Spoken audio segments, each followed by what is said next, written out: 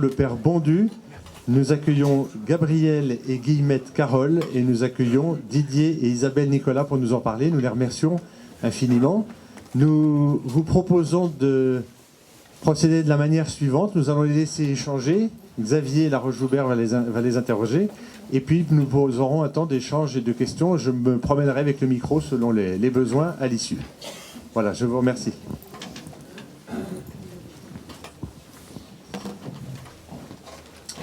Je vous propose pour commencer de confier notre table ronde à Marie. Je vous salue Marie.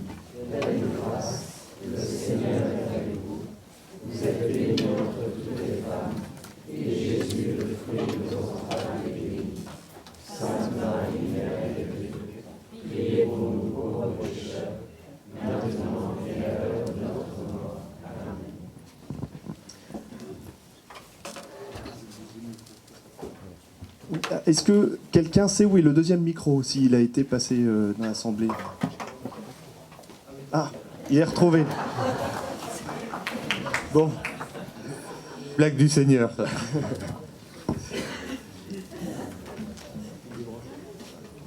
Alors, le pape François nous appelait les couples à la mission. Ils sont souvent les mieux placés pour annoncer Jésus-Christ.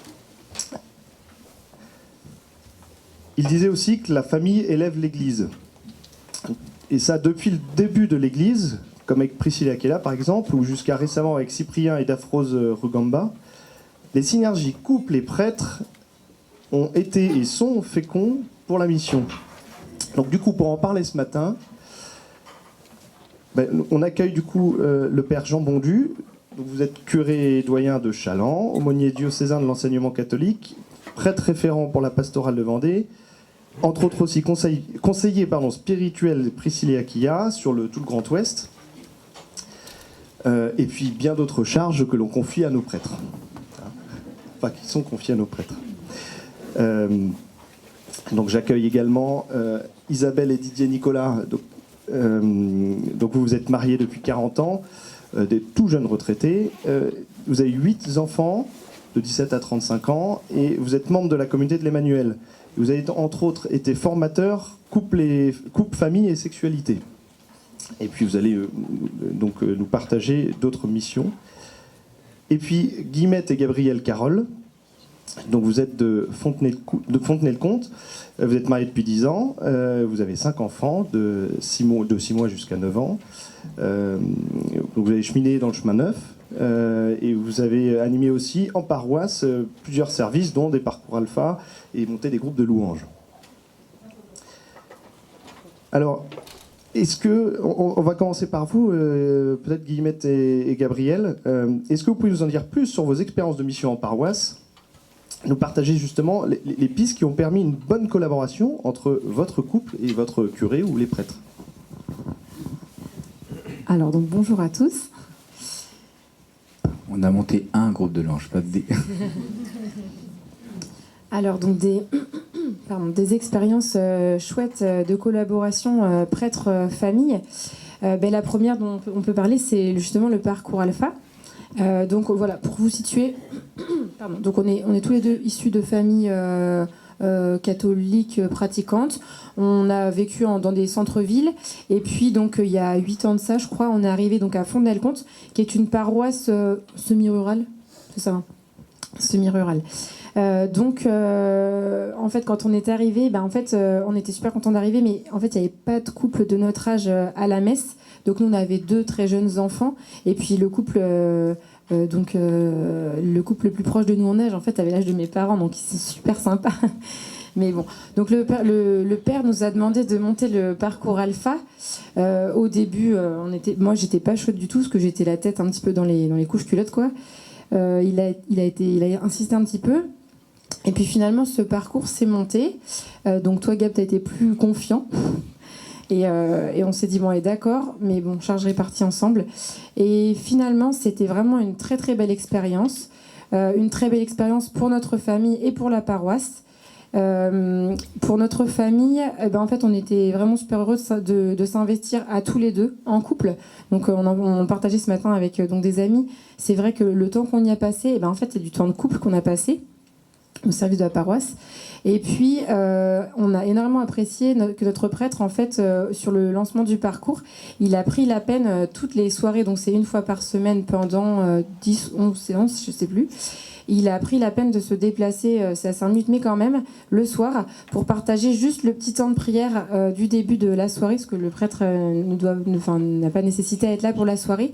Mais pour nous, ça a été vraiment très fort de pouvoir recevoir un petit peu la confirmation et puis l'encouragement et le soutien de notre prêtre sur cette mission, par sa présence pendant ce temps de prière. Donc ça, c'était une belle mission.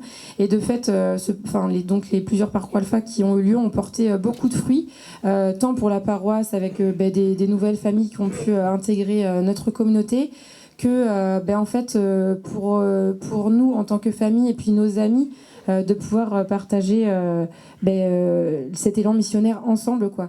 Pour nos enfants aussi, qui étaient gardés pendant ces soirées-là, et bien en fait, c'était hyper chouette. Il y avait le babysitter qu'ils appréciaient énormément, donc ils étaient trop contents que les parents balaient le plancher, quoi. Mais au-delà de ça, on leur demandait de prier pour les personnes qu'on allait rencontrer, pour les échanges qui allaient avoir lieu tout au long de la semaine. Et puis, quand on revoyait les personnes qu'on avait rencontrées au Parcours Alpha lors de la messe du dimanche, en fait, c'est hyper chouette de pouvoir dire à ces personnes voilà, je vous présente mon fils. Et puis, à l'inverse, à nos enfants, voilà, c'est Isabelle ou le truc, t'as prié pour elle, parce que justement, on a mangé ensemble au Parcours Alpha. Donc, en fait, c'était quelque chose qu'on a vécu en famille, quoi. Effectivement, il faut dire aussi que le premier parcours alpha qu'on a vécu, on l'a vécu pour le tester un petit peu chez nous. Et en fait, du coup, les enfants étaient présents, en tout cas au moment de la prière qu'on vivait ensemble, et ils étaient super contents. C'était un petit peu la fête pour eux. Il y avait du monde. Et voilà, c'était un moment fort pour eux aussi de prière. Pour revenir sur la question, prêtre-famille, c'est notre curé qui nous a appelés à faire ça. Et cette initiative n'aurait pas eu lieu sans qu'il nous appelle et sans qu'on réponde à cet appel. Et nous, on ne se serait pas saisis nous-mêmes de lancer ce parcours alpha, puisque c'est bien un parcours au service des paroisses, hein, donc ça ne peut se faire que dans une bonne entente et dans cet appel. Alors moi je dirais d'autres, pour citer d'autres exemples, parce que avec Guillemette, en tout cas, moi, je lance des projets, je suis comme ça, moi, c'est mon qui arrive, il faut que je lance des trucs, il faut que je trouve un nouveau truc pour la paroisse. Donc j'ai toujours des propositions à faire à notre curé, des listes de propositions. À Guillemette, c'est pareil. Donc on a tous les deux cette envie-là de lancer des nouveautés. Et donc on les soumet au prêtre. Des fois on le tanne 1 année, 2 années, et il nous fait aussi mûrir. Alors par exemple, pour prendre l'exemple de groupes parce qu'après le parcours alpha, on se dit mais en fait les gens ils ont envie de continuer à se rencontrer, à partager entre eux. On se dit il faut qu'on lance des petits groupes de fratres, ça n'existait pas sur notre paroisse. Et en fait le prêtre, j'ai travaillé plusieurs années et finalement ils ont pris la décision, mais avec le conseil paroissial de les lancer. Mais au début il a fallu qu'on le teste, voir si ça marchait entre nous, et ensuite on l'a proposé plus largement. Mais finalement s'il n'y a pas cet accord là, si moi je me lance tout seul, il y a un truc que j'ai fait par exemple ça n'a pas bien marché. Et une frate, ça a moins bien marché. Et finalement, tout ce que j'ai soumis aussi au prêtre, ça a mieux marché. Aussi parce que je pense qu'il y a l'esprit aussi qui est là. Il y a l'esprit de Dieu, il y a la maturité de l'Église, hein, qui est là pour confirmer, pour encourager. Bon, on ressent bien, oui, effectivement, que les missions qui ont vraiment porté du fruit chez vous ont été faites en synergie et en vraie collaboration, du coup, avec le prêtre. Ça, c'est super. Et du coup, à votre tour, Isabelle et Didier, alors si vous pouvez nous donner, au travers de vos différentes missions ou d'exemples de missions que vous avez pilotées ou accomplies, vos pistes pour une collaboration efficace, vous, avec les prêtres. Alors en effet, il y a eu beaucoup de missions depuis le temps, avec 40 ans de mariage, donc 40 ans de famille. Je me souviens surtout, moi, d'un épisode assez significatif. On avait, je pense, 6 enfants à ce moment-là. Ils étaient plutôt jeunes. Et puis on était 3 couples de la communauté sur la même paroisse. Une avec 8 enfants aussi et l'autre avec 5 enfants, donc ça avait quand même du monde. Et le prêtre un jour nous dit ce serait bien que vous fassiez quelque chose pour les familles. Alors on s'est un petit peu creusé la tête, ça n'a pas été très long, on s'est dit mais en fait ce qu'il faut c'est quelque chose pour nos enfants aussi. La famille c'est les enfants, parce que s'il n'y a pas d'enfants, voilà. Et du coup on a eu l'idée de faire un spectacle de marionnettes. Et plutôt que d'inviter et de faire des annonces à la paroisse, en fait, les 3 familles étaient sur la même école publique. Et du coup, on a recruté les familles pour venir à ce petit spectacle de marionnettes à la sortie de l'école. Voilà. Parce qu'on est tous les deux de familles pas catho du tout. Et on a toujours été sensibles justement à ceux qui sont loin de l'église, qui mettent jamais les pieds à l'église, qu'on voit jamais. Et on s'est dit c'était un moyen de les faire rentrer dans cette belle église et du coup d'être avec leurs enfants. Alors il y a des petits détails comme ça sympas, parce que c'était quand même assez évangélisateur, puisqu'en fait on mettait en scène les paraboles. Donc il y avait pas mal de paraboles de Jésus qui se prêtaient bien aux marionnettes. Et à la fois c'était très rigolo déjà à préparer, il fallait faire le castelet, les marionnettes, donc c'était un beau temps familial. Et puis, du coup, il y avait une complémentarité avec le prêtre qui lui aussi appelait les personnes qui croisaient à venir à ce spectacle. Et au début, il voulait absolument que les enfants soient devant, pour qu'ils voient mieux, etc. Et nous, on voulait absolument que les enfants soient avec leurs parents. C'est-à-dire, voilà. Donc, il y a eu on n'était pas toujours d'accord, mais en même temps, c'est pas parce qu'on n'est pas d'accord qu'on ne peut pas travailler ensemble. Et du coup, ça a été une belle synergie entre les deux. Et en effet, on avait rempli la crypte sans problème. Et plusieurs fois, on a fait ces petits spectacles. Qui permettait justement d'amener des familles à rentrer dans l'église. Et puis ensuite, il y avait de la discussion. Voilà. C'était intéressant. Ce qui nous a touchés, c'était la joie du curé de découvrir tous ces gens qu'il n'avait jamais vus. Certains qui n'étaient jamais entrés dans l'église. Donc il allait les voir, il prenait des notes pour pouvoir les revoir, pas se tromper sur les prénoms et tout. Voilà, donc ça c'était chouette. Donc ça c'était une demande qui était venue d'une visite pastorale de l'évêque qui avait dit il y a un trou. Il n'y a rien pour les familles, quoi. Donc il était venu voir il a vu l'idée intelligente d'aller voir les familles pour voir ce qui pouvait toucher les autres. Donc ça, c'est une demande qui était venue plutôt d'un constat pastoral. Je pense aussi à une autre demande qui était venue de nous sur une autre paroisse. Il y avait à un moment, le prêtre était très fatigué. Il nous a dit là, j'aurais vraiment besoin de soutien. Est-ce que vous pourriez prendre en charge de façon un peu plus active la pastorale des familles, suivre la préparation, les baptêmes et tout, puis on en parle. Mais moi là, je suis fatiguée, ça me permettrait de souffler un peu. Alors on lui a dit, ça va demander du temps. Et nous, on a des ados, donc ok, si la paroisse s'occupe de nos ados. Et donc on a réfléchi, on en a parlé à des amis pour savoir ce qui marchait dans leur paroisse. Et avec notre curé, on a décidé que les ados auraient des soirées spaghettis. Une fois par mois, où ils mangeraient toujours des spaghettis, voilà, avec des sauces différentes, et où on s'occupait, plusieurs personnes de la paroisse du conseil pastoral s'occupaient de trouver quel était le témoin qui allait venir leur parler. Ils ont passé des super soirées. Nous, pendant ce temps-là, on travaillait, et tout le monde était content. C'était un soutien pour tous. Je pense aussi à un autre moment très simple. Vivre une grossesse, parfois, c'est pas facile. On a des inquiétudes.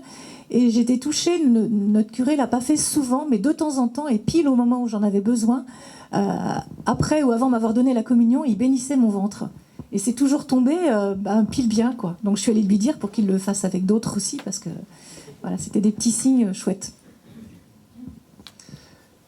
Donc oui, des belles synergies, pas toujours très simples si j'ai bien compris, mais c'est une affaire de personnes. Donc, mais la collaboration, c'est là où elle est belle, c'est que l'écoute prime et que c'est ce qui a emmené des initiatives réussies. Mon père, de votre point de vue, enfin de votre côté, comment vous avez réussi à créer, encourager des initiatives ou des missions qui ont été efficaces avec des couples? Je ne sais pas si j'ai réussi déjà. Moi, je suis arrivé dans la paroisse il y a 2 ans. La première chose que j'ai dite aux chrétiens qui étaient là, c'est « j'aimerais bien être débordé par toutes les initiatives que les laïcs peuvent prendre ». Donc, ce n'est pas encore le cas, mais il y a des paroissiens dans la salle, donc je peux toujours espérer. Mais il y a déjà des belles choses qui naissent. Bon, il y a des initiatives qui sont prises par des personnes individuellement. Mais c'est vrai que la famille, c'est une donnée de la vie paroissiale qui est centrale, quoi. Pour moi et pour toute la tradition chrétienne, la famille, c'est un peu le sanctuaire de la vie et de l'amour au cœur de la société. C'est une école de vie sociale. C'est, pour nous les prêtres, vous êtes l'image de Dieu, de l'amour et de l'alliance de Dieu avec l'humanité. Et donc en vous regardant, on pourrait presque contempler Dieu. Je dis presque parce qu'il y a un petit écart, quoi. Petit, oui. Vous êtes aussi les lieux où sont les petits.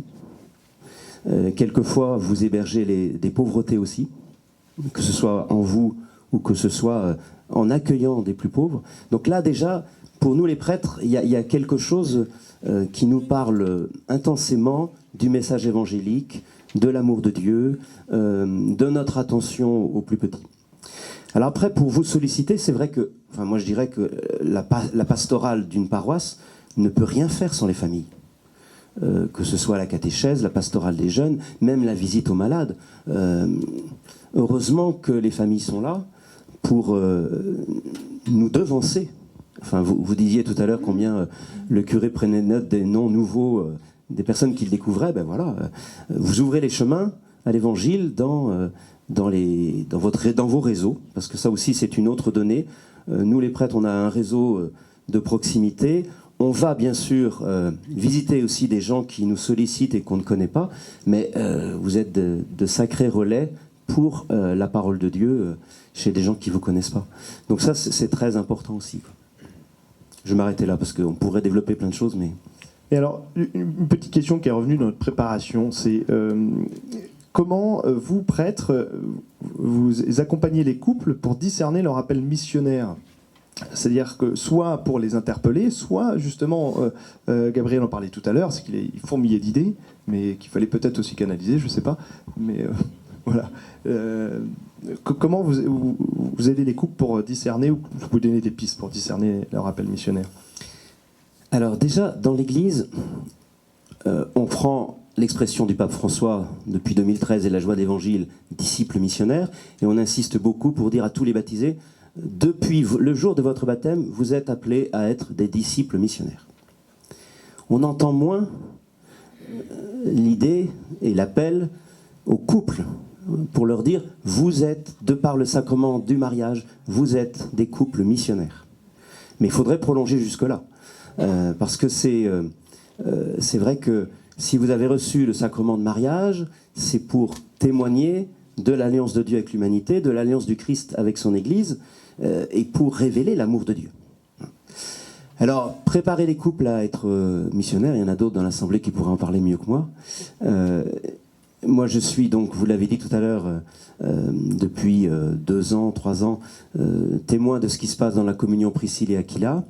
Là, il y a un vrai travail qui se fait pour aider les couples à entrer dans cet horizon, dans cette perspective d'être couple missionnaire. Ça commence par, évidemment, l'appel à l'Esprit Saint, parce que nous ne faisons rien dans l'ordre de la mission sans l'Esprit Saint. Et d'ailleurs, on peut remercier le Renouveau, on peut remercier les communautés nouvelles. Je voudrais, comme prêtre de paroisse, je voudrais que nos initiatives missionnaires commencent toujours par la prière à l'Esprit Saint. C'est loin d'être le cas. On fait une prière rapide au début de nos rencontres ou une prière un peu plus longue à la fin, mais l'Esprit Saint est une donnée. C'est pas vraiment celui qui est central pour être celui qui va anticiper nos démarches ou qui va en être le moteur. Il faut qu'on prenne école sur le renouveau et les communautés nouvelles pour que l'Esprit Saint soit l'acteur majeur. Et puis, après, il s'agit de relire son histoire. En quoi Dieu nous a accompagnés, en quoi il nous a sauvés comme couple dans nos histoires personnelles et de couple pour être témoins du salut de Christ aujourd'hui. Et à partir de là, à partir de ces relectures, de l'histoire sainte et de ces constats que Dieu a agi, nous a sauvés, voilà, vous pouvez devenir couple missionnaire. Évidemment, il faut l'audace des apôtres le jour de la Pentecôte. Il faut un peu de folie pour croire que Dieu dénouera des situations qui semblent bloquées. Mais c'est possible. Alors, vous invitiez déjà un peu l'Assemblée à réagir. N'hésitez pas à réagir et à poser des questions. Moi, je vais vous retourner vers vous tous par rapport à ce qui vient d'être dit dans vos partages respectifs. Si vous vouliez vous interpeller les uns les autres là, sur le.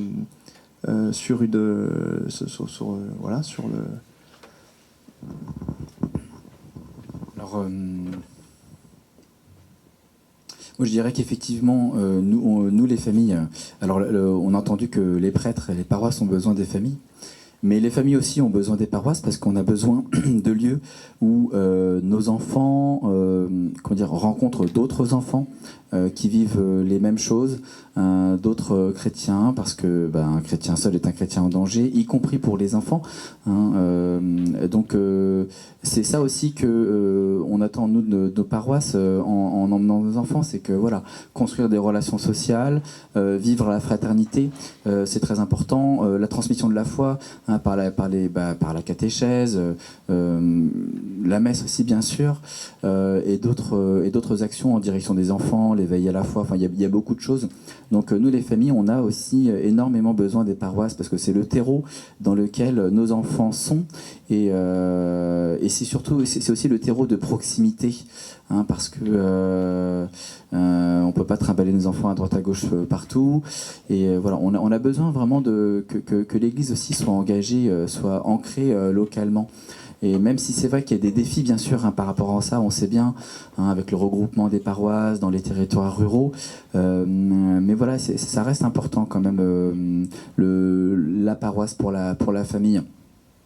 Moi, je voulais donner un autre exemple qu'on a vécu récemment dans notre paroisse.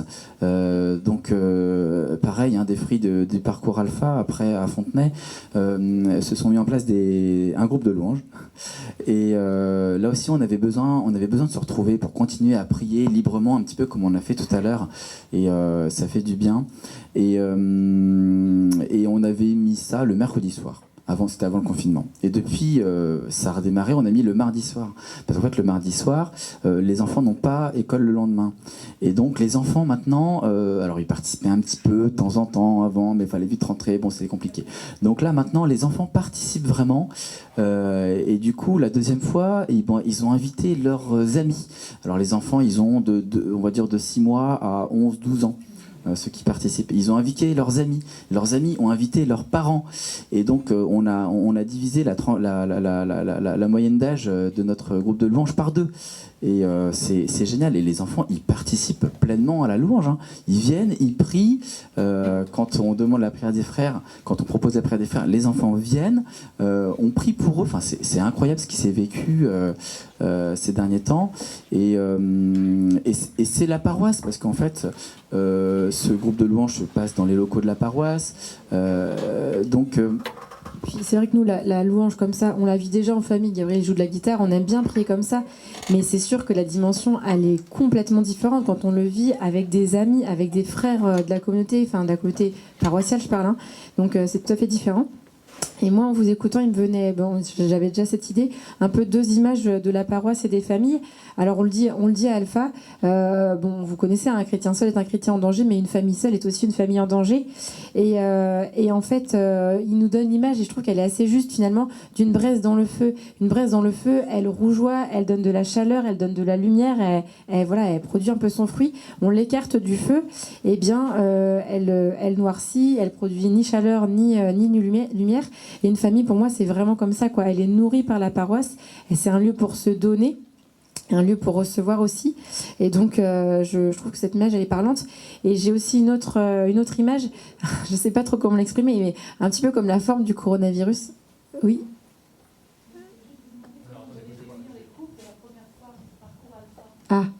On va en parler après. La deuxième image, c'était un petit peu comme la forme du virus, du coronavirus. Un petit peu une boule avec des excroissances, quoi. Et pour moi, en fait, les familles, c'est un petit peu ça, c'est qu'elles sont à la fois dans la paroisse et elles sont un peu comme la prolongation de la paroisse dans le monde, évidemment le prêtre aussi, hein. Mais c'est vrai que on se ressource en paroisse, en fraternité, on se forme, on reçoit les sacrements, on prie ensemble, voilà. Et après, une fois qu'on est tellement nourri de tout ça, eh bien, on est disciples missionnaires où on est, donc dans notre boulot, dans nos, dans nos lieux de vie, dans nos écoles, parmi nos amis. Dans nos familles. Pour nos propres enfants, exactement, c'est vrai. Donc voilà, c'est ces deux images un petit peu qui me parlaient de cette synergie paroisse-famille. Pour répondre, comment on a fait pour faire venir des familles, c'est ça, hein, en fait, déjà, nous, en tant on était les organisateurs, on a invité tous nos copains d'abord. Donc, on a beaucoup invité nos amis. En fait, ça fonctionne quand même par le réseau, parce que l'invitation, elle est personnelle. Tiens, Caroline, ce serait super, demain, il y a un dîner, je t'invite, tu viens. Et puis j'y serai, et tu verras, ce sera sympa. Il y aura un petit repas, et puis on va discuter de Dieu après si ça t'intéresse. Voilà, donc c'est une invitation personnelle. Et puis voilà, on a été plusieurs comme ça, inviter nos amis à l'école. On a mis des grandes banderoles. On voit, il y a des gens qui sont venus de partout. Il y a des gens qu'on vu sur le site internet de la paroisse, sur la grande banderole qu'on a mise sur la place principale de la ville. On a distribué des tracts, on a été au marché, on a distribué des tracts, enfin voilà, plusieurs canaux d'invitation. Et à nouveau, une force de la paroisse, c'est qu'en fait, c'est le prêtre qui nous a missionnés sur là-dessus. Et du coup, il a appelé aussi d'autres paroissiens, dont nos chers amis qui sont en face de nous. Et en fait, dans cette équipe de serviteurs alpha, en fait, il y avait tous les âges. Et en fait, on n'était même pas les plus jeunes, quoi. Il y avait plus jeunes que nous. Et en fait, du coup, chacun a invité sur son lieu, donc nous, au niveau de l'école primaire, les plus jeunes au niveau des jeunes pros, nos amis retraités auprès des retraités. Et en fait, ça nous a donné des parcours, les plusieurs fois on a fait, hyper hétéroclites avec tous les âges. Et franchement, je pense qu'il n'y a pas de secret. On invite les personnes qu'on côtoie, quoi. Et la première constitution de l'équipe, c'est le curé, finalement, qui a appelé les uns les autres. Hein, et c'est vrai qu'il a eu la sagesse, finalement, de prendre des couples plus jeunes, des couples moins jeunes, et des personnes célibataires aussi. Enfin, il y a eu plusieurs profils, en fait. C'est vrai que, j'ai l'impression, et c'est pas qu'une pression en vous entendant, c'est l'impression que j'ai aussi à Challans, que le curé fait pas grand-chose. Quand il y a non mais c'est vrai que quand il y a des familles, quand il y a des laïcs qui se prennent par la main, nous, à la limite, je dirais presque qu'on n'a qu'à bénir, quoi. Je mesure l'importance qu'on a dans le rôle de l'envoi en mission, mais ça nous dépasse, mais voilà. Et c'est drôlement important pour vous, parce qu'il y a comme une référence, il y a comme justement le label paroissial, mais c'est plus que ça, parce que c'est l'onction céleste. Mais c'est formidable d'être prêtre dans ces conditions-là. Par contre, et c'est là où j'avais envie de vous renvoyer une question, c'est moi je suis à la fois en ville, une petite ville de 22 000 habitants, Challans, et dans le rural qui l'entoure. Dans la ville, il y a des familles qui se regroupent, qui se connaissent, qui se stimulent, y compris pour les loisirs. Comment faire en sorte que ces familles soient bien attentives à leur milieu et osent parler de l'évangile et du Christ dans ces milieux-là? C'est pas si simple que ça. Elles ont besoin de se soutenir, de se stimuler, mais pour parler, c'est une autre étape. Et puis dans le milieu rural, il y a des villages où il y a une famille qui est chrétienne pratiquante, et là aussi, comment faire? Alors, vous donniez l'exemple des marionnettes, c'est un super exemple. Voilà, s'il y a d'autres exemples, ça serait bien pour stimuler la mission. Très rapidement, le scoutisme, chez nous, ça réunit pas mal de familles de tous les villages alentours. Alors, la place du curé, il me semble, dans les initiatives, c'est d'avoir le charisme pour sentir qui va être bien à quelle place. Il y a des couples qui vont être très bien pour donner un topo, d'autres pour faire un repas qui soit accueillant. Nous, par exemple, le fait que, alors à la fois l'Emmanuel et à la fois nos familles pas croyantes, on est à l'aise au seuil. Et je me souviens d'un jour où notre curé nous a dit bon, écoutez, là, les enfants, il y en a trop. Il y a trop de gamins, on va faire une garderie dans un coin, moi, j'en peux plus. Et on lui a dit, écoute, on te demande de continuer en pouvoir parce que, justement, on voulait t'en parler. Nous, on est à l'accueil à la fin de la messe. C'est-à-dire qu'on part avant la bénédiction et on se met au fond de l'église pour ceux qui partent avant la fin. et on arrive, on avance dans l'église pendant le chant d'entrée pour accueillir ceux qui arrivent un peu limite. Dans ceux qui arrivent un peu limite, il y a plein de poussettes. Et ils arrivent toujours un peu pas très à l'aise en disant on vient avec les enfants, c'est possible, parce qu'on s'est fait virer, parce que voilà, vous voyez ce qui nous est arrivé à tous avec des jeunes enfants. Et donc on a dit à notre curé, écoute, tu vois, ceux-là, ils vont rester, mais ils vont rester parce qu'ils se sont fait virer d'ailleurs s'ils sont bien accueillis ici. Et je me souviens encore de notre curé qui avait été moine avant, s'accrochant pendant le pupitre à son homélie. Vraiment, il s'accrochait au pupitre. Et alors, on faisait attention, on faisait un coin avec les enfants, on faisait retirer les chaussures pour que ça fasse pas de bruit. Enfin, voilà, on avait trouvé des trucs, mais il a fait cet effort de nous faire confiance. Et en effet, dans la paroisse, qui était une paroisse où il n'y avait pas de couple, on a accueilli plein de jeunes familles. Moi, je voudrais rebondir sur ce que vous avez dit tout à l'heure, mon père, sur les couples missionnaires. C'est-à-dire que dans le terme couple missionnaire, il y a le terme couple. Et je trouve très important dans les paroisses de prendre soin des couples. C'est-à-dire qu'avant d'être vraiment missionnaire, il faut d'abord être couple.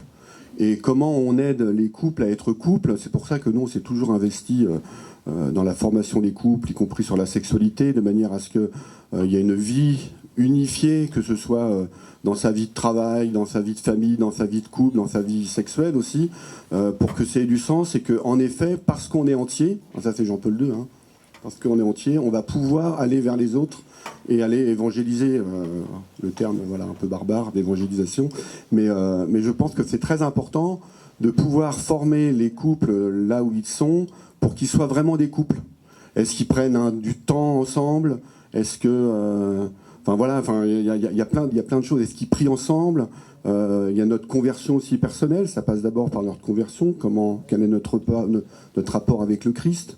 Est-ce qu'on prie? Est-ce qu'on prie l'Esprit Saint en famille? Est-ce que voilà, il y a tous ces aspects-là qui, dans une paroisse, sont fondamentaux pour aussi former ceux qui sont là et ceux qui tiennent la route tant bien que mal. Alors j'exclus pas évidemment toutes les familles qui sont recomposées, les parents seuls, etc. Où il faut aussi prendre soin d'eux parce que même s'ils sont parents seuls, ils sont aussi une famille et donc ils ont aussi cette mission d'aller toucher les autres familles, d'aller évangéliser à l'extérieur, quoi. Voilà. J'avais un petit exemple de soutien. Un jour, notre curé à la sortie de la messe me dit au fait, je vais venir manger chez vous samedi prochain. Est-ce que ça vous va? Oui, très bien. Puis du coup, nous, on a réfléchi en se disant, il a sûrement un truc à nous demander. Donc on va bien voir, est-ce que ça pourrait être ça ou pas? Et puis on a pris l'apéro. On a son whisky préféré à la maison. Et donc voilà, on a mangé, tout était bien. Puis à la fin du repas, on papote, on prend le café, puis on lui dit, t'avais une question? Ah non, je venais voir si vous alliez bien, je venais prendre du temps. Et on a eu honte.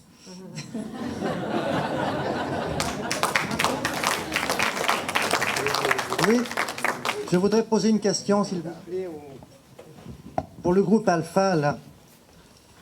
Combien de pourcentage avez-vous de gens qui s'intègrent dans l'église après? Ah punaise, on n'a pas fait les stats. Mais franchement, on a quand même eu plusieurs jeunes familles. Alors il y a eu des personnes qui ont emménagé, donc voilà.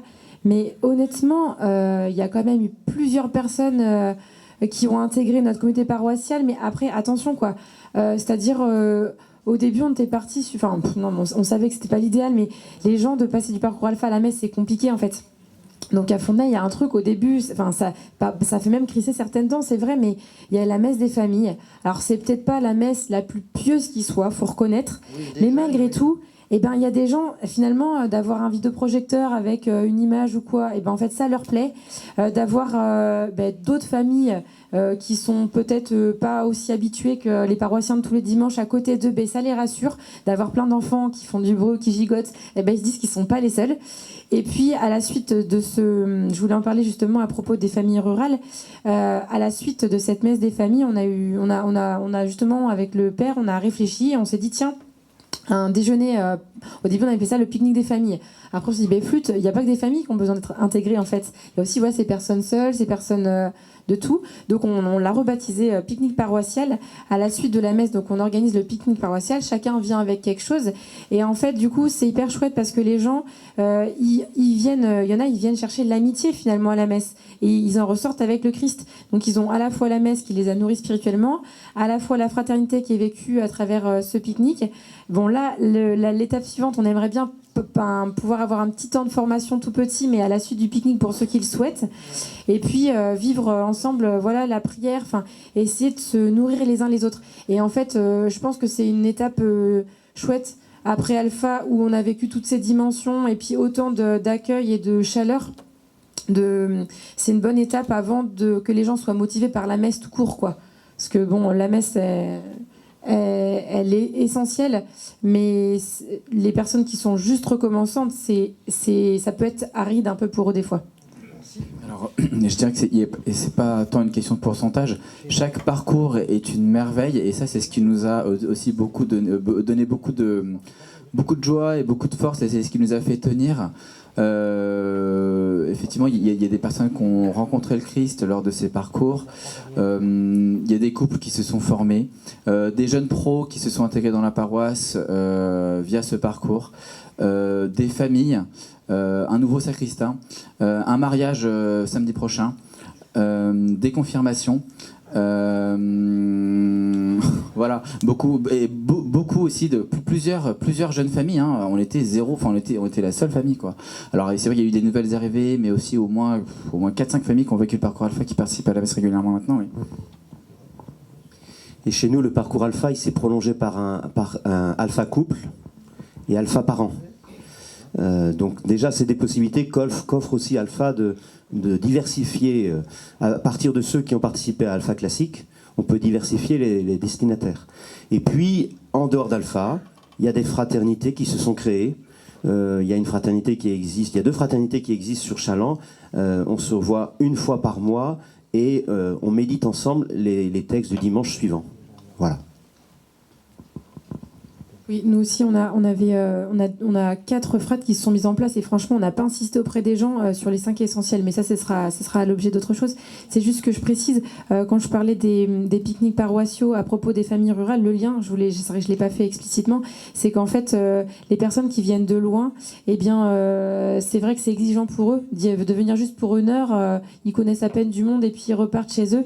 Et notamment, je pense aux familles des scouts, par exemple, qui habitent sur des paroisses alentours, ben, finalement, elles sont heureuses de venir à la messe, retrouver d'autres jeunes familles avec qui on partage quand même des choses, et puis de vivre, de prolonger par un pique-nique, ça rentabilise un petit peu le trajet entre guillemets, quoi. En fait, la synergie ne peut exister que si les couples, enfin les familles, s'intéressent aussi à ce qui se passe dans la paroisse, c'est-à-dire au niveau pastoral. Parce que amener quelqu'un à l'église, c'est sympa, mais si on ne sait pas quoi en faire après, ça ne sert à rien. Il va être content d'avoir vu les marionnettes, puis il va rentrer chez lui, et voilà. Le but quand même, c'est de pouvoir ensuite, en fonction des profils qu'on rencontre, pouvoir proposer, ça peut être une préparation au baptême, ou à la confirmation, ou un parcours Alpha, ou je sais pas quoi. Mais si nous, couple, famille, on ne sait pas exactement ce qui se passe dans la paroisse et les autres activités qui sont proposées, ça sert pas à grand chose, parce qu'après on ne sait pas orienter. Et donc la synergie entre le prêtre et puis les familles, elle est là aussi, dans l'unité qu'il peut y avoir, sur les propositions qui peuvent être faites et dans l'accueil qu'on fait aux nouveaux arrivants. Et puis en parlant de pourcentage, en fait, même si on a passé beaucoup de temps et qu'il y avait quelques couples, et même s'il y en a un seul qui se convertit, je crois on peut être content, quoi. C'est la brebis perdue et ça suffit, quoi. Donc on n'est pas là pour faire du nombre, hein. Même si on est content qu'il y ait du nombre. Mais, Moi, j'avais une petite problématique à vous confier. C'est que nous, on habite dans un petit village qui s'appelle Jarnac, et on a un curé qui est par Mons et par Vaux.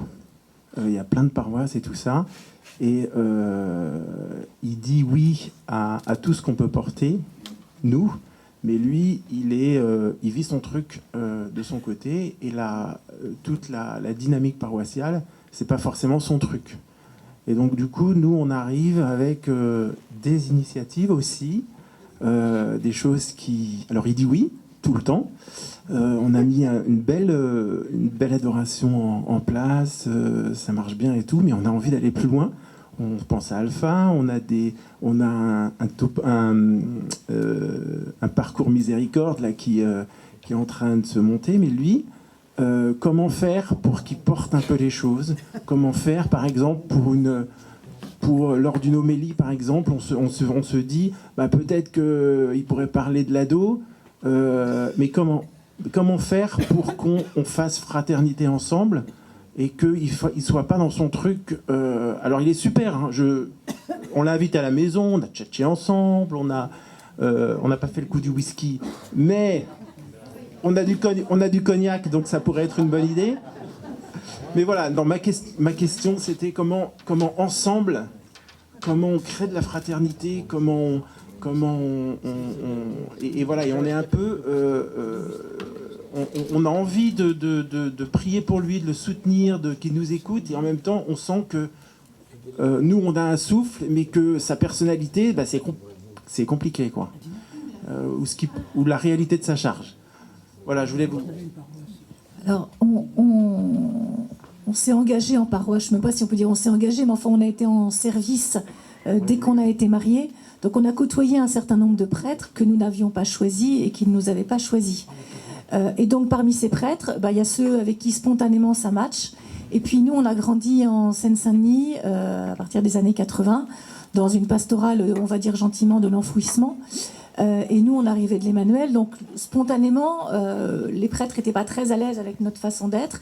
Nous, au début, on se sentait un peu frustrés. Et puis, on a appris à se connaître, à s'écouter et à pas demander à la plus belle fille du monde ce qu'elle ne peut pas donner.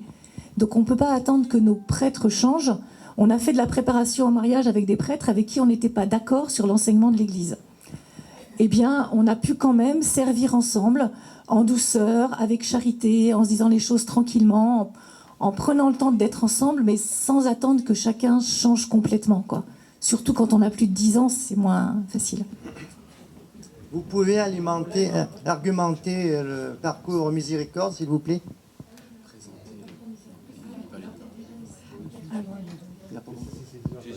Donc on reprendra votre question tout à l'heure. Moi, je reviens sur la problématique. J'imagine que vous avez exposé à ce prêtre votre question. Parce que c'est d'abord lui que ça regarde dans la manière dont il s'implique dans la pastorale. Après, c'est vrai que nous, les prêtres, on peut attendre de vous, même si on ne parle pas beaucoup de notre vie, que vous soyez vigilants sur notre équilibre de vie. Parce que dans le secteur là où je suis, il y a un prêtre qui est à la limite du burn-out. Bon, ben voilà, nous les prêtres, déjà, on se dit comment on peut l'aider. Et après, pourquoi est-ce que apparemment il ne s'implique pas? Est-ce que parce que justement il se situe à l'écart de vos propositions, comme vous disiez, ou est-ce que c'est parce que il sent que s'il s'implique, il va être mangé? Il faudrait voir avec lui, mais il y a différentes possibilités de réponse. Alors, parcours Miséricorde. Alors, moi, c'est pas pour le parcours Miséricorde, mais nous, c'est vrai qu'on a pu des fois avoir ce ressenti parfois un petit peu pour notre prêtre. Et en fait, au confinement, ça nous a fait tilt. On s'est dit, allez, maintenant, on prie tous les jours avec nos enfants pour notre paroisse et chacun de nos prêtres. Franchement, pour l'instant, on est en train de vivre des belles grâces. On prie pour que ça continue. Et puis, on lui a demandé de venir au congrès mission. On a eu la grande joie de partager un pique-nique avec lui hier midi et de pouvoir se poser ensemble et voilà, de se dire, tiens, bon, nous, on a 10 000 idées la seconde. Et ben, lesquelles on choisit, sur lesquelles est-ce que vous êtes à l'aise, sur lesquelles est-ce que vous voulez nous encourager, lesquelles on remet à demain, voilà. Et puis, en dernier lieu, moi, j'avoue on l'a invité aussi, puis on lui a demandé, dites-nous, vous, à quoi est-ce que vous aspirez pour notre paroisse? Qu'est-ce qui vous tient à cœur? Alors, ça va pas forcément être ce que nous, on souhaite, mais nous aussi, de faire l'effort d'aller dans la direction que lui veut aller, quoi. On est aussi à son service comme lui est au nôtre, en fait. Mais je trouve ça super parce qu'en fait, dans ce que tu as dit, je vois déjà beaucoup de belles choses. Vous connaissez bien votre prêtre, vous l'invitez, vous avez de bonnes relations avec lui, donc c'est déjà une bonne chose. Parce que si tu veux que ça marche pas bien, tu l'invites pas, tu lui proposes rien, tu sais ce qu'il faut faire pour que ça marche pas. Tu vois, donc c'est déjà quand même la base, mais c'est vrai que je dirais qu'il y a quand même un vrai enjeu sur nos prêtres. Il y a quand même un vrai risque de burn-out parce que on est dans une paroisse qui est semi-rurale aussi, Fontenay-le-Comte, et je crois que c'est 17 clochers plus 17 encore là, parce qu'il y a un regroupement de paroisses, donc il va se retrouver avec 34 clochers, notre curé, je crois que c'est bien ça, hein, après lui une trentaine en tout cas. Il sera pas tout seul, mais enfin oui, voilà. Enfin, c'est quand même un... Et alors, il peut pas être présent partout. Alors, il y a des Caroles qui sont toujours en train de les solliciter. J'envoie des mails, des textos, des machins. On le voit. Tiens, en fait, à chaque fois qu'on se fait la main, de toute façon, c'est pour partager une nouvelle idée. Mais donc, mais il dit oui à tout aussi. Enfin, il nous encourage beaucoup. Il dit ah oui, ça, mais oui, c'est bien. Tiens, c'est bien. Bah oui, faire un pique-nique de paroisse, c'est bien. Enfin, voilà, il y a plein de. Il dit oui à tout aussi, mais il peut pas être partout non plus. Et c'est impossible. C'est impossible. Il peut pas être partout. Il a besoin de nous aussi. Il a besoin des familles. Et voilà. Alors si, il y a un truc quand même qui est bien que notre curé avait commencé et reprend cette année, ça on est très content, c'est la formation Pasteur selon mon cœur, pour lancer pour avoir justement une vision sur la paroisse, parce que je pense que c'est ce qui peut parfois faut insister. Moi, j'aime bien le grand proverbe théologique qui dit qu'on ne tire pas sur les carottes pour les faire pousser. Et c'est une parole que j'ai reçue dans la communauté, qui n'est pas estampillée, mais que j'aime bien. Et je pense que c'est valable pour nous et pour nos prêtres. Il faut accepter que ce n'est pas nécessairement nos potes. On n'est pas toujours de la même génération. Ils ont une formation qui les a marqués et qui continue à faire partie de leur trip, même s'ils ont évolué. Ils ont revécu plusieurs conversions ou pas. Ils ont vécu des choses difficiles qu'ils nous partagent parfois ou qu'ils évoquent. Ils ont besoin parfois aussi de pouvoir venir chez nous pour faire la sieste et pas pour entendre nos idées. Parfois il y en a, puis parfois il nous dit non là, moi j'ai besoin de souffler. Peut-être vos idées, peut-être plus tard. Et nous on est très frustrés parce qu'on trouve que c'est maintenant que c'est le temps qu'il faut pour justement qu'ils partent pas en burn-out, qu'ils soufflent et qu'on reste aussi sur la même longueur d'onde, pas d'avancer tout seul et puis d'avancer peut-être. Il a aussi une vision large de la paroisse. Nous, la pastorale des malades, on ne connaît pas bien. On connaît personnellement, mais ce qui se vit sur la paroisse à ce niveau-là, on connaît là où on a des potes, on connaît un petit peu, mais on ne connaît pas tout, on n'a pas tous les éléments. Et parfois, on va sentir qu'il n'est pas pour parce qu'il sait qu'il y a quelqu'un à qui on a pensé, mais qui a un souci qu'on ne connaît pas. Donc c'est dans la confiance de dire, tu sens pas, ok, voilà, on verra. Moi, je voulais rebondir sur plusieurs choses. D'abord, c'est vrai que des fois, quand on fait quelque chose, on ne voit pas forcément les fruits. Mais donc moi, je fais un petit peu partie de Fondatio. Et je peux vous dire, quand vous parliez des frates, les frates, c'est extraordinaire. Ça peut, sauver des vies, mais quasiment, oui. Les frates, c'est très important. Et puis, ce que vous dites aussi sur le fait d'accepter son prêtre, nous, c'est une vocation. On a droit à une adoration par an, une fois au moment du carême. Et puis, il nous dit surtout qu'on va trop vite et qu'il ne faut pas qu'on fasse de choses. Nous c'est simple. Il a enlevé le Saint-Sacrement des différentes églises, des autres clochers, pour être sûr que les paroissiens ne fassent pas d'adoration sauvage, entre guillemets, dans l'église. Donc, il n'y a plus de sacrement dans l'église. Mais c'est important qu'on voit que ça marche par endroits, parce que ça nous donne le courage de continuer et d'avancer. Et c'est important. C'est très important. Hein.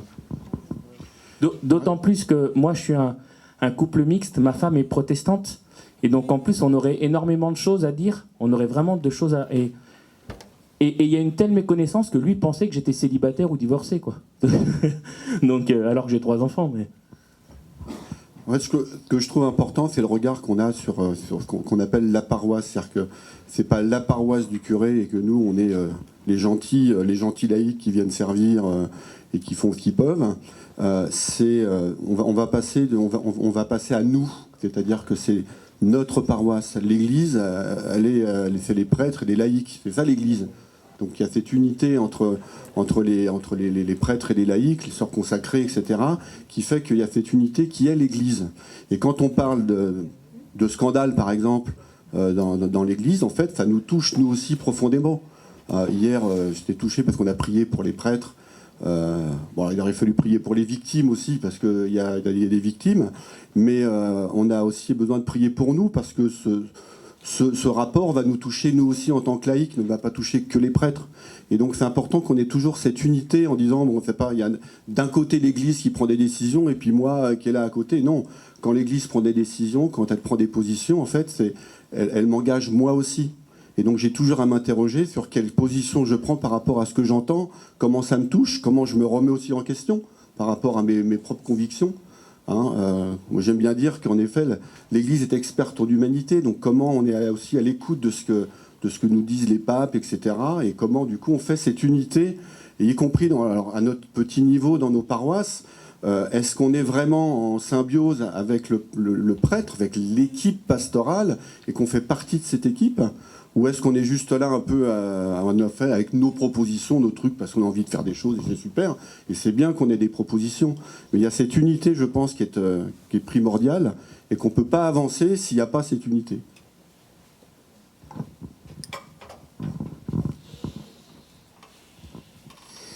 Normalement, nous autres, les prêtres, nous sommes des hommes de communion. Et donc, qui dit communion, dit union des diversités. Tout à l'heure, on parlait de la pastorale de l'enfouissement. Nous, on est dans un congrès mission où on perçoit l'urgence de l'évangélisation. En fait, il faut tenir tout ça. Et sans doute que ceux qui sont aujourd'hui encore dans une pastorale de l'enfouissement ont quelque chose à nous apprendre sur la qualité de la vie chrétienne au quotidien et dans la proximité. Mais il faut que nous tenions compte de tous ceux qui sont là. Moi, dans la paroisse, on a mis en place depuis 2 ans et l'adoration eucharistique permanente et le service du frère, la diaconie. Parce que les gens ne se retrouvent pas dans l'un et l'autre. Ils se retrouvent dans l'un ou l'autre.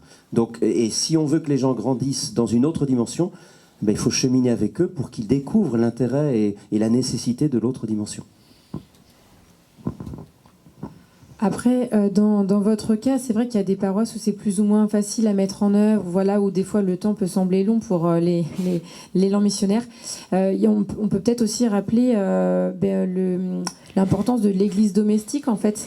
Parfois, il y a aussi des choses qui peuvent être faites et porter du fruit au sein de notre propre famille, ou parfois avec des familles alentours ou quoi, et commencer par ça, et puis voir petit à petit comment est-ce que l'unité peut être faite avec la paroisse, je sais pas, enfin, c'est une piste. Je pense à un exemple tout simple. Quand nous, on a découvert la régulation naturelle des naissances, on a trouvé ça génial. On a annoncé ça, on est arrivé à l'église, on a raconté ça à tous les couples qu'on connaissait, qui nous ont envoyé bouler, en nous disant c'est un truc débile, ça marche pas, ça opprime les femmes, enfin bref. Donc on en a parlé au curé en disant on pourrait peut-être faire une petite formation. Il nous a dit non, ça va être le souk, ok. Et du coup, à la maison, on a commencé à inviter, par des mamans de l'école, par des voisins et tout, on a fait des petites soirées pour 2-3 couples, des fois il y avait que la femme qui venait, voilà. On a fait des petites soirées comme ça de formation, puis petit à petit ça s'est répandu, et puis 15 ans après, on a fait des soirées à la paroisse. Alors un petit détail en fait très simple, c'est qu'on s'est toujours interdit de critiquer quoi que ce soit à la maison devant nos enfants. Parce que des fois c'est vrai, quand on sort de la messe, l'homélie elle était nulle, enfin bon, voilà. Les chants c'était pas beau, enfin bon. Et on aurait tendance à dire oh là là, c'est quand même les chants là, c'était un peu lourd, surtout quand on est en vacances et qu'on va ailleurs, dans d'autres paroisses, on découvre d'autres réalités, et des fois on est un peu surpris par ce qu'on voit, par ce qu'on entend, parce qu'on n'a pas l'habitude. Et du coup on aurait tendance en effet à critiquer. Et on s'est toujours interdit devant nos enfants à dire quoi que ce soit de négatif, parce que l'essentiel quand même, que ce soit beau ou pas beau, c'est le Christ qui était là quand même. Voilà. Et donc ça c'est vraiment ce qu'on peut transmettre en famille à nos propres enfants sur l'amour, en effet, d'abord de l'Eucharistie, puis de l'amour de l'Église en général, quoi.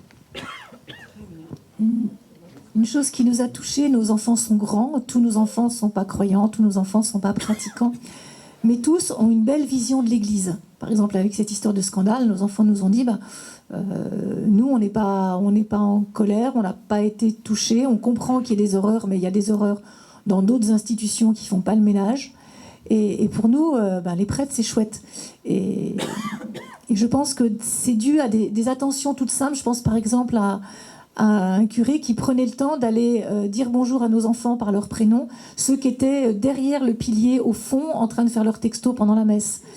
Et les enfants étaient tout surpris, ils rangeaient vite fait leur portable, ils disaient t'as vu, il me connaît, oui, il te connaît, tu vois. Et il a dû manquer à ce moment-là, le temps qu'il a passé avec nos enfants ados à parler du match de foot, c'était du temps où des gens l'attendaient sûrement pour lui poser des tas de questions très importantes pour la commission financière ou je ne sais quoi. mais il avait choisi cette pastorale de la proximité. Et ça, on rend grâce pour notre famille parce que ça nous est souvent arrivé, tellement souvent que de temps en temps en vacances, on arrivait à la messe. Donc quand on arrivait à la messe avec 5 enfants, 6 enfants, 8 enfants, on prend un peu de place quoi, dans un petit groupe. Et il nous est arrivé de sortir de la messe et que personne ne dise bonjour. Les gens se retrouvaient entre eux, le curé était occupé. Et ça nous a frappé à quel point nos enfants étaient choqués. On disait, mais tu te rends compte, personne nous a dit bonjour. Et on s'est dit, on rend grâce pour toutes les paroisses où on prend le temps de dire bonjour aux familles, de venir aussi voir les gens, parce que c'est à ce moment-là que la famille va décider si elle revient à la paroisse ou pas. On va prendre une dernière question, puisque le temps qui nous est imparti s'achève.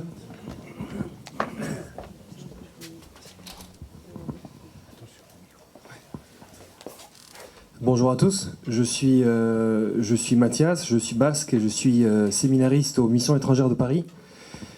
Et en fait, en vous écoutant, je comprends qu'on vit dans une époque où les laïcs se sentent et veulent être hyper présents dans la vie paroissiale. Et moi, je viens d'une zone qui est très déchristianisée, donc c'est le Pays basque.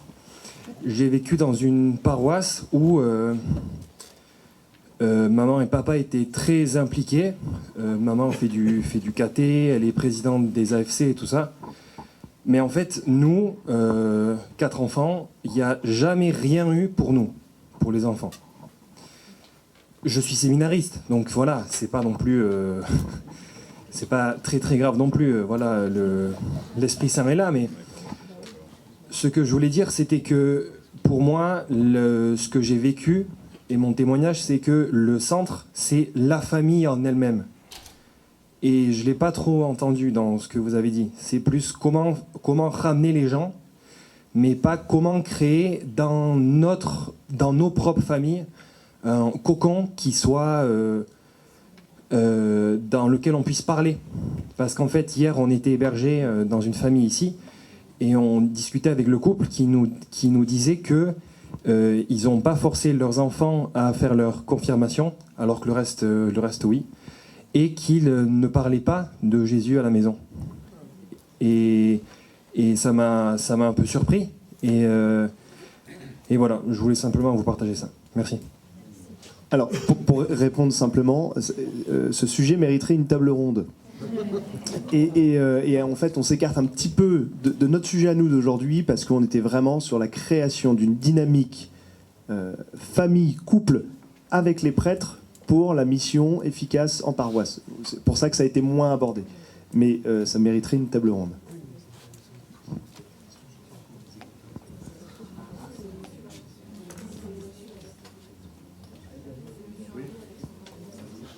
Le parcours Miséricorde, qu'est-ce qui a posé une question tout à l'heure? C'est moi. Est-ce que je peux juste me permettre d'apporter un petit élément quand même à propos des familles? C'est vrai qu'on se l'était dit en préparant un petit peu et puis on ne l'a pas redit. C'est vrai que malgré tout, il reste très important pour nous comme famille de s'impliquer sur des missions où nos enfants pourront avoir une place. Et c'est vrai que c'est une vigilance permanente à avoir sur en fait, nos enfants, qu'est-ce qu'ils attendent eux aussi aujourd'hui.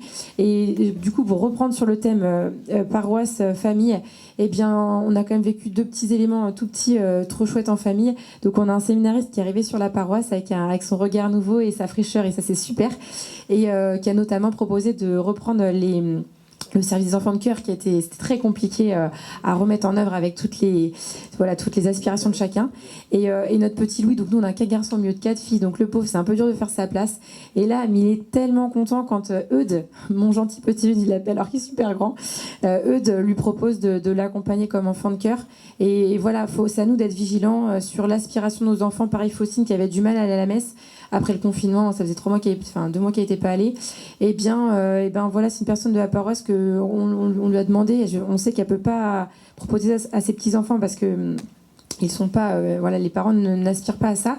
On lui a demandé est-ce que tu serais d'accord pour prendre Faustine à côté de toi et puis lui expliquer 2-3 choses de la messe et que ça passe pas par nous. Mais Faustine, elle était ravie de sa messe et Anne, notre amie, a été super heureuse d'avoir pu partager ça avec un enfant puisqu'elle n'a pas cette chance en famille. Et voilà, je pense que c'est quand même vraiment important que chacun trouve sa place et puis y compris les enfants, qu'on soit aussi à leur écoute. Qui peut répondre sur le parcours Miséricorde? Qu'est-ce que le parcours Miséricorde?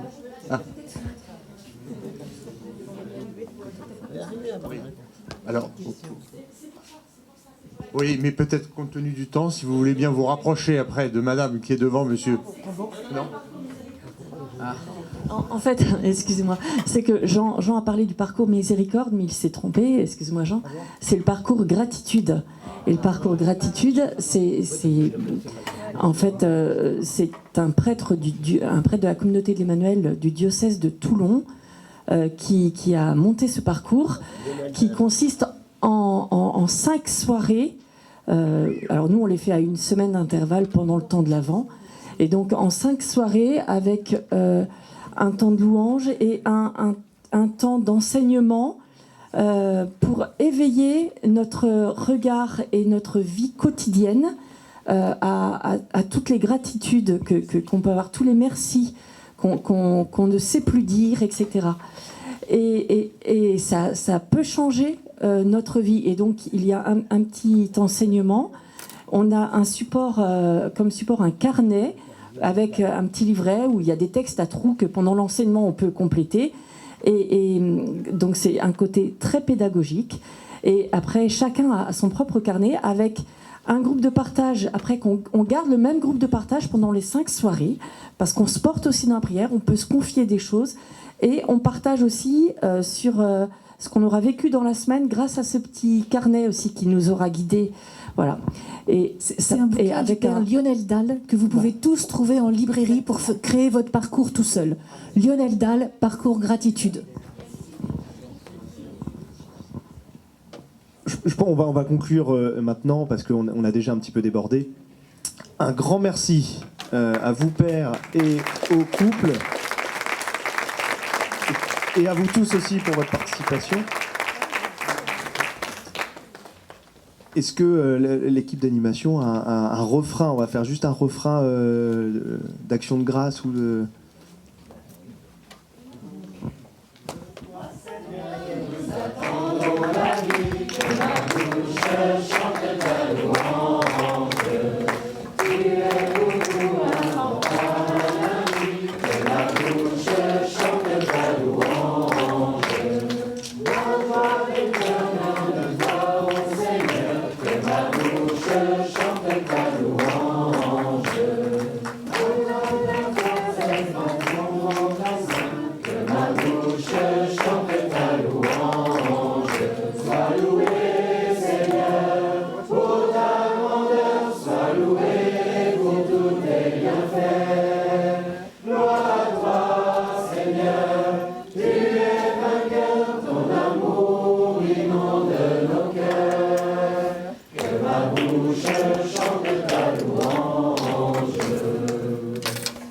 Oui, gloire à